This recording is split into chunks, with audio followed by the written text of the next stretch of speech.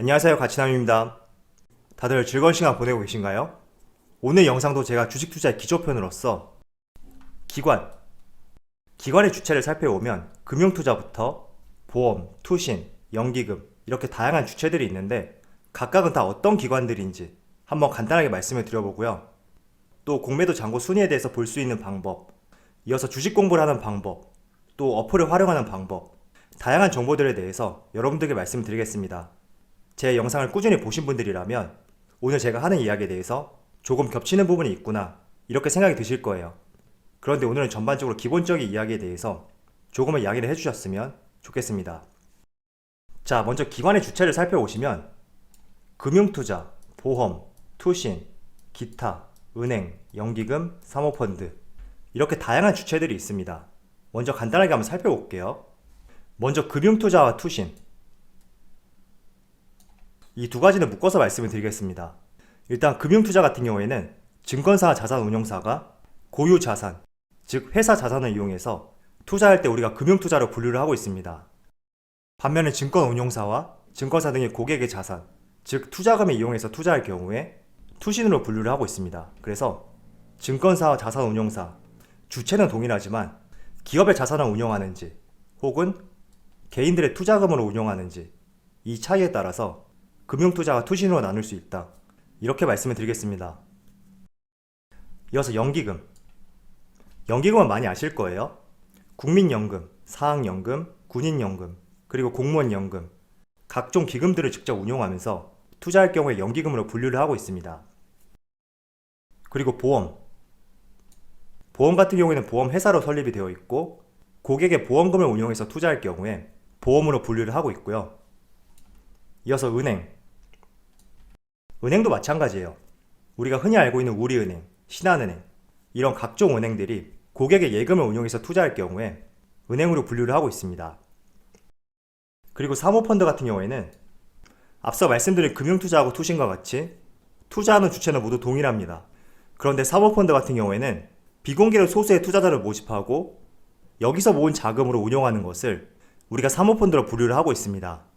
그래서 기관의 주체들에 대해서 간단하게 한번 말씀을 드려봤고요. 저는 개인적으로 금융투자, 투신, 연기금 이쪽이 가장 규모가 크지 않을까 이렇게 생각하고 있습니다. 그래서 여러분들이 투자할 때 꼭 알아야 되는 부분은 아니지만 그래도 한 번쯤은 어떤 주체들이었는지 알고 넘어가는 것도 좋을 것 같아서 한번 말씀을 드려봤습니다. 자, 지금부터는 제가 여러분들에게 여러가지 종목의 이슈에 대해서 간단하게 체크하는 방법에 대해서 말씀을 드려보겠습니다. 제가 사용하는 방법 중에 하나인데 네이버의 코스피 시총순위 이렇게 검색을 하고 하단으로 내려가면 증권정보 이런 화면이 나오죠. 여기서 시가총액 상위 종목 더보기 이 탭을 클릭하면 지금 보시는 것처럼 시가총액에 따라서 기업들 순위가 나와 있는 것을 확인할 수가 있습니다. 그리고 여러분들의 입맛에 따라서 시가총액, 외국인 비율, 혹은 영업이익, PER, ROE 이런 것들을 체크해서 기업들마다 비교를 해볼 수가 있거든요. 그래서 여러분들이 이 화면으로 들어오게 된다면 조금만 내려가 볼게요. 이렇게 코스피의 시가총액 순위에 따라서 기업들이 1위부터 순서대로 쭉 나오게 되는데 한 번씩 살펴보세요. 이렇게 계속 내려가다가 가끔씩 상승률이 크게 나오던가 하락률이 크게 나온 종목들, 그런 종목들을 한번 살펴보시면 어떤 재료가 있었고 어떤 이슈가 있었는지 여러분들이 캐치를 할 수가 있습니다. 지금 롯데케미칼 같은 경우에도 2월 10일날 4%의 상승이 나왔는데 유가 상승이라는 재료가 있거든요. 그래서 여러분들이 주가의 상승을 통해서 단지 상승이 나왔구나 이렇게 흘릴 것이 아니라 그런 종목들을 한번 클릭해보고 또 어떤 이슈가 있었는지 종목들을 검색해보면서 여러분들이 투자할 수 있는 힌트를 얻을 수도 있다고 저는 생각하고 있습니다. 그래서 코스피 뿐만 아니라 여러분들이 코스닥 종목 순위 이렇게 검색을 하셔도 충분히 볼 수가 있거든요. 그래서 한번 코스피, 코스닥 잘 활용해 보시고요. 그런데 저도 여러분들이 코스피든 코스닥이든 굳이 뒤에 있는 종목까지 확인할 필요는 없다고 생각하고 있습니다. 그 이유는 시가총액이 작은 종목 같은 경우에는 저는 가급적이면 여러분들이 투자할 때 조금은 배제를 했으면 좋겠다고 그렇게 생각하고 있거든요. 왜냐하면 변동성도 심하고 결국에는 개인들의 수급에 의해서만 움직이기 때문에 종잡을 수가 없다고 해야 되나? 이런 흐름이 나올 수가 있거든요. 그래서 가급적이면 시가총액 상위 종목 내에 있는 1페이지에서 4페이지 정도 여기 선에서 한번 확인해 보셨으면 좋겠습니다. 그래서 시가총액 순위대로 종목들을 보면서 어떤 종목들의 이슈가 있는지 체크하는 방법에 대해서 한번 말씀을 드려봤고요. 이번에는 공매도 잔고 순위, 이 정보를 확인하는 방법에 대해서 말씀을 드려보겠습니다. 먼저 네이버 화면에 한국거래소 공매도 이렇게 검색을 하시면 가장 상단에 한국거래소 공매도 종합정보라는 이런 사이트가 나오게 됩니다. 이 사이트 위치 같은 경우에는 여러분들이 검색한 뒤에 맨 위에 화면이 아니라 아래 화면에 배치가 될 수도 있거든요. 그래서 이건 유동적이기 때문에 여러분들이 위에 나오지 않는다면 아래로 내려가셔서 한번 찾아보세요. 그럼 이 사이트가 나올 수가 있으니까 한번 들어가 보겠습니다. 자, 이렇게 들어오게 되면 좌측에 공매도 잔고 탭을 클릭하고 개별 종목 공매도 잔고 이 탭을 클릭하면 지금 보시는 것처럼 각 종목마다의 공매도 수량과 금액들이 나오게 되는 것을 알 수가 있을 겁니다. 그럼 여러분들이 나는 잔고 순위로 보겠다. 그럼 공매도 잔고 금액을 클릭을 해보세요. 그럼 공매도 잔고 금액 순위대로 이렇게 쭉 나오는 것을 확인할 수가 있습니다.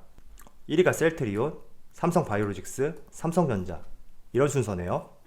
자, 반면에 나는 비율로 볼 것이다. 그렇게 생각하신다면 우측에 있는 비중 탭을 클릭하면 롯데관광개발, 두산인프라코어, 셀트리온 이런 종목들이 순서를 이룬 것을 알 수가 있습니다. 셀트리온은 비율도 그렇고 공매도 잔고 금액도 그렇고 상당히 상위 종목에 속하네요.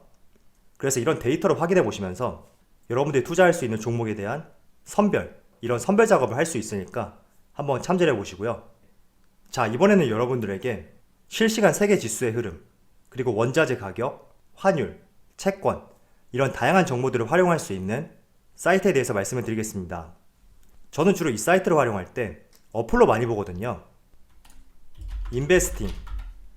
자, 네이버에 인베스팅이라고 검색을 하시면 여기 두 번째 있죠? investing.com. 여기 한번 들어가 볼게요. 자, 여기 사이트에 접속을 해보시면 굉장히 복잡한 광고들이 많이 보이죠?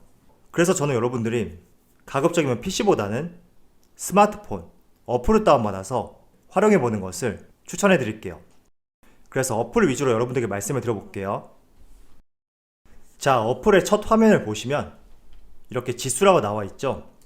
그리고 코스피 지수부터 코스닥, 니케이, 호주, 항생, 상하이 다양한 국가들의 지수들을 여러분들 실시간으로 확인할 수가 있습니다. 물론 아래로 내려가면 프랑스, 독일, 더 많은 국가들을 확인할 수가 있고요. 또 우측에는 지수뿐만 아니라 선물, 주식, 개별 종목이에요. 그리고 원자재, 외환, 옆으로 가면 코인, 채권, 다양한 탭들이 있습니다. 그래서 여러분들이 주로 활용할 수 있는 것은 여기 지수, 그리고 원자재, 외환, 또 우측으로 가면 채권 이런 것들을 활용할 수가 있거든요. 자, 그래서 네 번째 탭에 있는 이 원자재를 클릭해보면 지금 우측에 있는 이 화면이 나오게 됩니다. 그리고 여기 안에를 살펴보면 금, 은, 구리, 서부 텍사스유, 브렌트유, 천연가스 그리고 아래로 내려가면 아연부터 시작해서 곡물 가격 수많은 정보들을 여러분들이 활용할 수가 있거든요. 그리고 실제로 클릭을 해보면 차트까지도 볼 수가 있습니다. 그래서 지금 금값이 얼마나 올라가고 있구나, 혹은 구리 가격이 얼마나 상승하고 있구나, 또 유가는 얼마나 상승하고 있구나, 이런 것들을 굉장히 직관적으로 여러분들이 잘 활용할 수가 있고 캐치를 할 수가 있습니다. 또 원자재에서 우측으로 가보면 채권이라는 탭이 있어요. 이 채권을 클릭하게 되면 여러 국가들의 채권 정보를 알 수가 있는데, 제가 여러분들에게 항상 말씀드렸던 미국의 10년물 장기 채권 금리, 여기 보면 미국 10년이라고 되어 있죠. 이걸 말씀드리는 것이거든요.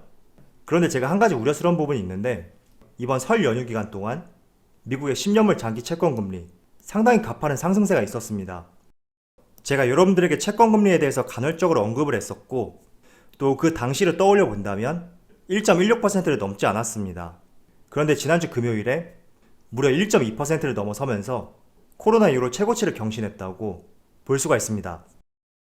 물론 국내는 휴장을 했기 때문에 다른 국가들을 비교해 본다면 아시아, 유럽, 미국 모두 큰 충격은 없었다고 말씀드릴 수가 있습니다. 그렇지만 이런 부분이 다음 주 월요일에 국내 시장에 어떤 영향을 미칠지 조금은 지켜봐야 되지 않을까. 저는 이렇게 생각하고 있습니다. 미국에서 10년물 장기 채권 금리가 강하게 상승을 보이다 보니까 유럽 시장도 큰 폭의 상승이 있었거든요. 그래서 전반적으로 지수만 본다면 내일 시장이 큰 걱정은 되지 않지만 이 채권 금리의 강한 상승, 과연 이 부분이 국내 시장에 어떤 영향을 미칠지, 이 점에 대해서는 다소 우려스럽지 않나, 저는 이렇게 생각하고 있습니다. 자, 이어서 그리고 채권 옆에 있는 외환 탭을 클릭해 보시면 우측에는 이런 화면도 나오거든요.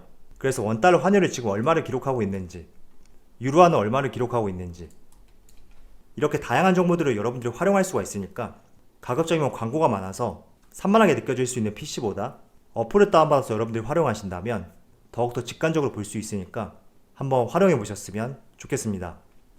자, 제가 지난 설 당일 이 하루를 제외하고 연휴 기간 3일 동안 우리가 투자할 때 참조할 수 있는 부분과 기본적으로 알고 있으면 좋은 부분, 여기에 대해서 요약해서 말씀을 드렸습니다. 이번 설 연휴 동안 만든 영상들은 제가 재생 목록에 넣어 놓을 테니까 언제든지 쉽게 찾아보면서 활용해 보셨으면 좋겠습니다. 그럼 오늘 영상에서 마치도록 하고요. 내일부터는 여러분들과 국내 시장 모두 같이 화이팅해서 좋은 흐름이 이어졌으면 좋겠습니다. 마지막으로 언제나 여러분들의 성공 투자를 기원하도록 하겠습니다. 감사합니다.